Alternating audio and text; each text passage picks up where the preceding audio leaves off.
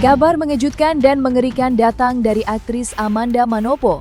Di balik kesuksesan karirnya, Amanda mendadak diterpa ujian berat usai menjadi korban dari tindakan mantan karyawannya sendiri. Tak tanggung-tanggung, Amanda tidak hanya harus menelan kerugian finansial yang fantastis, hingga menyentuh angka hampir 3 miliar akibat dugaan penggelapan dana. Situasi kian mencekam saat teror meluas ke ranah psikologis dan mistis. Mulai dari kiriman tanah kuburan, dugaan santet untuk meretakan hubungan dengan suaminya, hingga ancaman penghilangan nyawa yang membahayakan nyawanya.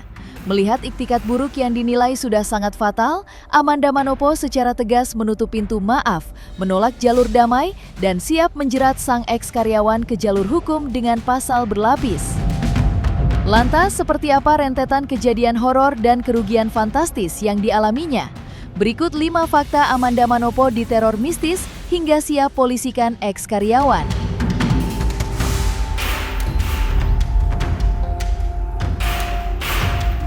Di balik karirnya yang gilang gemilang, Amanda justru harus menelan pil pahit usai menjadi korban penggelapan dana fantastis yang dilakukan oleh mantan karyawannya sendiri. Tak main-main, dalam kurun waktu singkat hanya sekitar 8 bulan bekerja, uang senilai hampir 3 miliar lenyap begitu saja dari kantongnya. Aksi dugaan penggelapan ini baru tercium setelah Amanda mengambil langkah tegas memecat sang karyawan akibat tindakan yang tidak menyenangkan.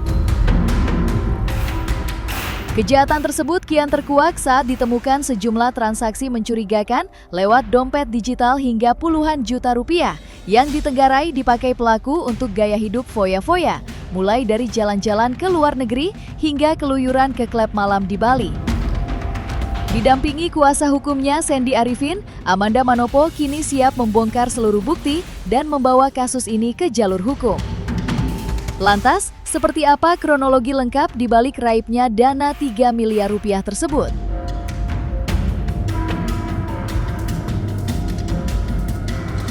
Kurang lebih kalau tadi kita kerugiannya tuh kemungkinan sekitar hampir 3 M-an.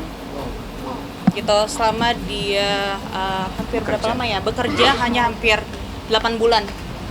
8 bulan ternyata udah sekitar hampir 3 M yang dimana itu udah merugikan dari akunnya sih. Jadi tuh terciumnya tuh setelah saya melakukan pemecatan ya.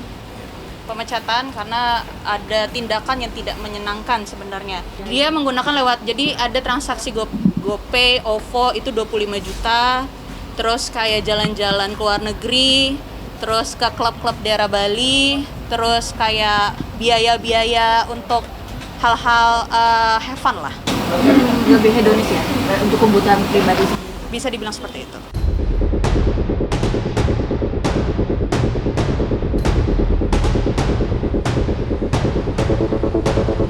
Di balik prahara finansial yang dialaminya, Amanda membongkar fakta mengejutkan tentang aksi nekat mantan karyawannya yang nekat menggunakan jalur mistis. Bukan sekadar isapan jempol, ulah menyimpang sang mantan karyawan terekam jelas lewat bukti-bukti otentik hingga rekaman CCTV rumah. Mulai dari menabur tanah kuburan di area rumah, membakar dupa, hingga mendoakan minuman yang dikonsumsi Amanda, aksi perdukunan ini dilakukan secara terang-terangan. Teror mistis tersebut disinyalir berawal dari niat jahat untuk merusak dan meretakan hubungan Amanda bersama pria yang kini menjadi suaminya. Meski meyakini perlindungan Tuhan dan tak gentar akan hal gaib, Amanda mengaku sangat terganggu dan resah lantaran ulah tak lazim pelaku turut mengusik kenyamanan orang-orang rumah hingga tetangga di sekitar lingkungannya. Aksi nekat inilah yang menjadi pintu masuk terbongkarnya kejahatan pelaku hingga akhirnya berujung pada audit besar-besaran rekening perusahaan.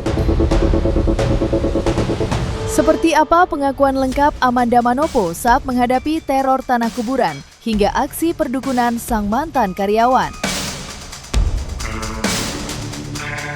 Emang gak lucu sih, itu ketawanya karena dia ngedukunin saya dulu. Jadi ada bukti-bukti juga, bukti-bukti otentik yang dimana lewat dari video-video dari CCTV, dari CCTV rumah. Kamu ada CCTV-nya? Ada bukti-buktinya dimana ternyata dia taruh tanah kuburan di rumah saya, dari minum yang saya minum ternyata itu pun didoa-doain. Bahkan kayak apa sih namanya, dupa. Jadi rumah saya didupa-dupain. Dan itu pasti kan akan merembet kemana-mana ya, apalagi sekarang saya sudah menikah dan punya anak, dan dia masih terus melakukan itu. Sampai sekarang, Pak? Sampai sekarang. Dan itu tahun ini atau sudah berlangsung berapa lama? Tahun kemarin sebelum saya menikah. Dia melakukan itu karena waktu itu saya memang ada punya hubungan sama suami saya sekarang, dan dia tuh ingin memecahin, dan waktu itu saya tanya, dia melakukan itu karena memang ada niatan yang ingin memecahkan. Dan kalau misalkan saya cari tahu kayak tanah kuburan, menurut saya itu kayak mau mencelakai ya. Jadi ya ketika tahu itu semua, saya akhirnya langsung melakukan tindakan. Dan habis itu kita mengaudit semuanya dari rekening PT dan akhirnya terlihat sangat jelas sekali. Selama bekerja, saya nggak tahu, mungkin saya nggak ngerasa soalnya. Tapi semenjak saya ada punya hubungan sama suami saya, di situ dia udah mulai terlihat sangat jelas gitu, ingin memecahkan hubungan dan akhirnya melakukan perdukunan. Kalau aneh-aneh sih, puji Tuhan saya percaya sama Tuhan saya yang besar banget, jadi saya nggak percaya dengan akan hal-hal itu. Tapi kan kalau ini kan juga namanya mengganggu ya, mengganggu orang-orang yang ada di rumah, tetangga-tetangga saya, itu udah buat saya jadinya malu sendiri lah.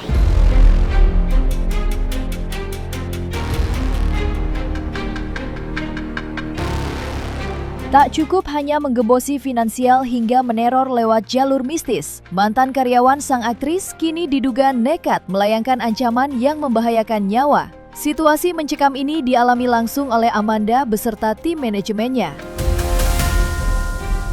Lewat pesan suara hingga teror di media sosial, ex-karyawan tersebut melontarkan ancaman penghilangan nyawa, hingga gertakan akan mendatangi mereka secara langsung.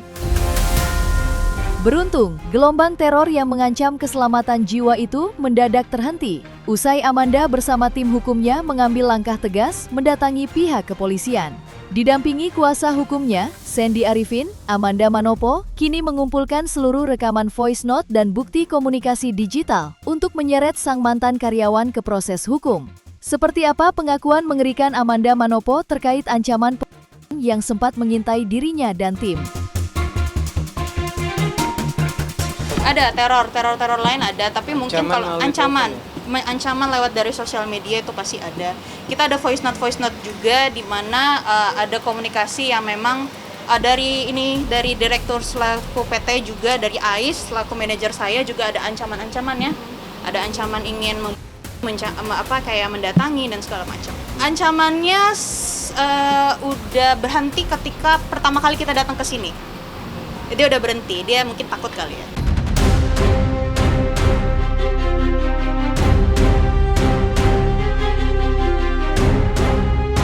Setelah sekian lama memilih bersikap tenggang rasa, aktris kondang ini akhirnya pasang badan dan mengambil sikap super tegas atas tindakan mantan karyawannya yang dinilai sudah melampaui batas fatal.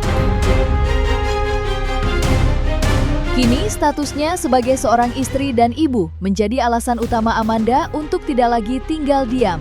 Demi melindungi keluarga kecilnya, Amanda secara terbuka menyatakan menutup pintu maaf rapat-rapat dan menolak mentah-mentah opsi damai, bahkan jika ada iktikat baik sekalipun dari pihak pelaku. Lantas, seperti apa ketegasan Amanda Manopo dalam mengambil langkah hukum tanpa ampun ini?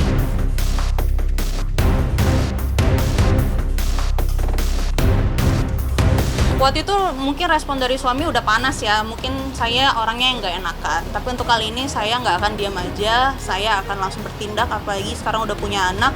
Jadi saya akan menjaga keluarga saya dan pasti akan menjaga anak saya. Jadi buat oknum-oknum yang masih di luar sana, yang masih tetap ngomongin yang aneh-aneh, mau perempuan ataupun laki-laki, saya tidak akan ada etikat baik lagi. Udah tidak ada kata maaf lagi sekarang. Dan dia nggak ada etikat baik ya buat ketemu lagi minta maaf. Kalau ada etikat baik dari beliau pun saya sudah tidak mau.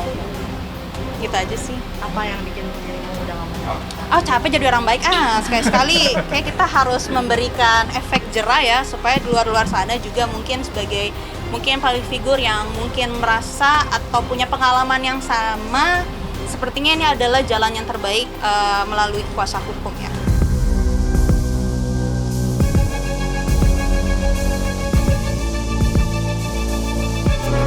Didampingi tim kuasa hukumnya, Sandy Arifin, aktris bertalenta ini mendatangi pihak kepolisian untuk berkonsultasi dan bersiap melayangkan laporan resmi terkait dugaan tindak pidana yang dilakukan mantan karyawannya. Tak tanggung-tanggung, sang mantan karyawan kini membayang-bayangi jeratan pasal berlapis. Pihak Amanda berfokus utama pada kasus dugaan penggelapan dana perusahaan dan pribadi, sembari mendalami dugaan pelanggaran UU ITE atas unggahan bernada penghinaan yang merugikan nama baiknya. Demi memperkuat laporan, tim hukum Amanda tengah merampungkan rekapitulasi rekening koran, serta membriefing 3 hingga 4 saksi, termasuk pihak manajemen, pihak netral, hingga saksi ahli. Rencananya, laporan resmi akan dilayangkan secara mantap pada Selasa esok. Seperti apa persiapan matang Amanda Manopo dan kuasa hukumnya dalam memenjarakan sang mantan karyawan?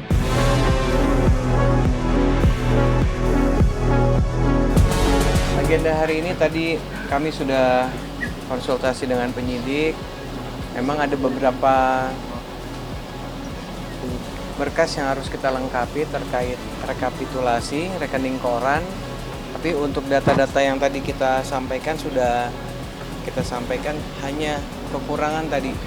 Mungkin setelah kita tadi diskusi sama Kamanda, kita akan membuat laporan resmi itu di minggu depan hari Selasa.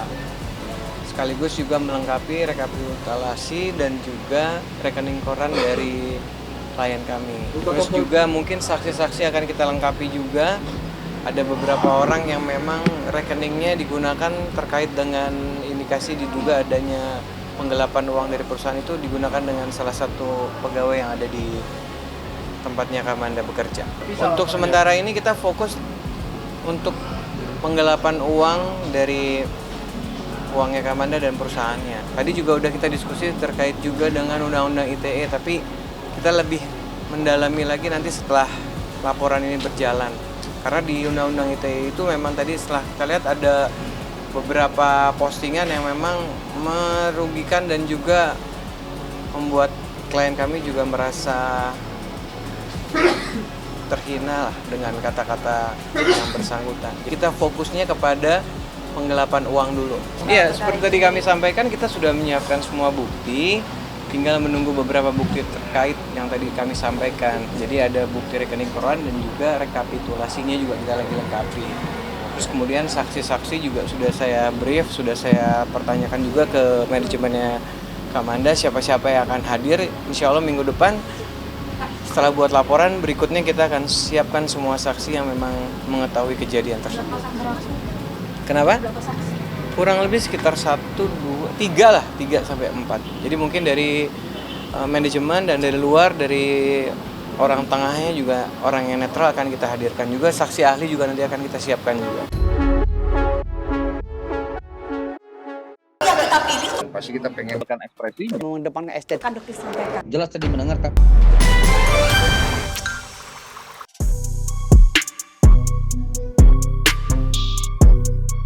Dan jangan lupa untuk like, subscribe dan juga share channel YouTube Cumi Cumi.